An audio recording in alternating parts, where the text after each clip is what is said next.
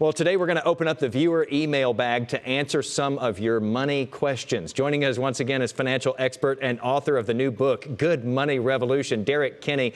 Derek, it is always great to have you on, and especially when we get to other people's questions. Thank you, Jason. Good to be with you as always. Okay, let's start off with Cassandra this afternoon, Derek. She is in Dallas, and she writes that she recently received a settlement of $150,000. She says, I owe $75,000 on my home. I have $10,000 in credit card debt. I would like to make some updates to my home, too. What do you suggest I do with the money? Derek, what does she do with the pot of money there? Bottom line is, when you have an inheritance, even something unexpected, you want to have something to show for it. Most people want to take the money and get further into debt, and they don't improve their financial situation. Do this. Put some of that money towards some of the debt. Ideally, pay off the credit card debt. Be done with that. That's typically your highest interest debt. Put some toward the house. That way you reduce that debt down as well. Now you've improved your situation. Also set aside some for some home improvements, but also, you're not going to believe this, do something fun, because what we know is psychology, if you spend it all to pay debt, you may incur more debt because you didn't reward yourself and treat yourself for a job well done. Derek, see, that's one of the many things that I like about you is that you keep it real, and you're right. It's like you're doing all of the exercise but never having the ice cream if you don't give yourself something good out of that money as well. So thank you for throwing that in and giving us that permission.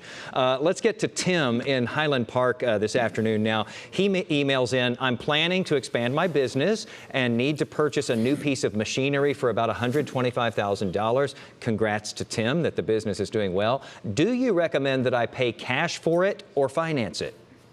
Tim, keep in mind, so much of culture today says no debt. All debt is a four-letter word, which technically it is. But you want to do when it comes to business, you want to keep as much cash reserve on hand as possible for opportunities to grow. I would suggest you finance it. You're probably going to pay between 5 to 7% interest. The bottom line is use that as an incentive to grow the business, to take some of that growth and pay the note off sooner than later. That way all of your money is yours. I like OPM, using other people's money. I like that, OPM.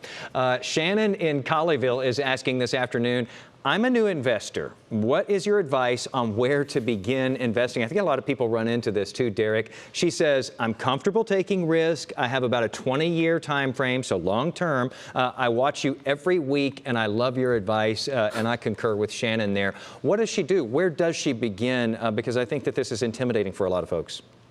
Yeah, Shannon, first of all, thanks for the great question. You want to keep it simple. So much of money is made to feel like it's overcomplicated. You need to have this special ticket to get into this advanced knowledge. Let me be a voice of reason and say, look, Jason talked about this moments ago on his great segment.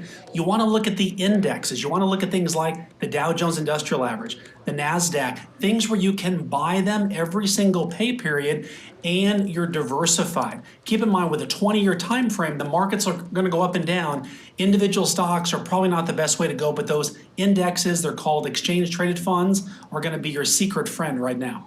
Okay, I got one more for you here this afternoon, Derek. Juanita, she's in Grand Prairie, emailed in, my budget is tight and I need to make some extra money. I think a lot of people are in that boat too right now. What are your best ideas to generate a couple $100 per month extra?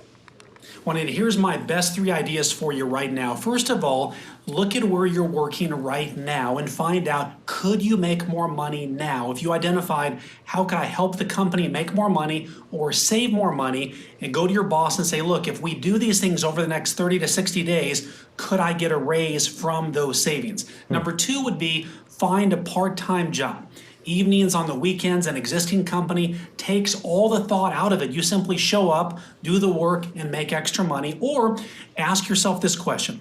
What problem do you find yourself solving on a regular basis for the people you know, coworkers, friends, family? Maybe they ask you to plan trips, design their website, proofread, organize an event. You could begin doing those skills for probably a couple $100 a month for people that you know because they already trust you. And the good news for Juanita there is that workers are so in demand right now that you should be able to find some kind of little side gig where maybe you can dictate a little bit of the terms more so than you would be able to do in normal times.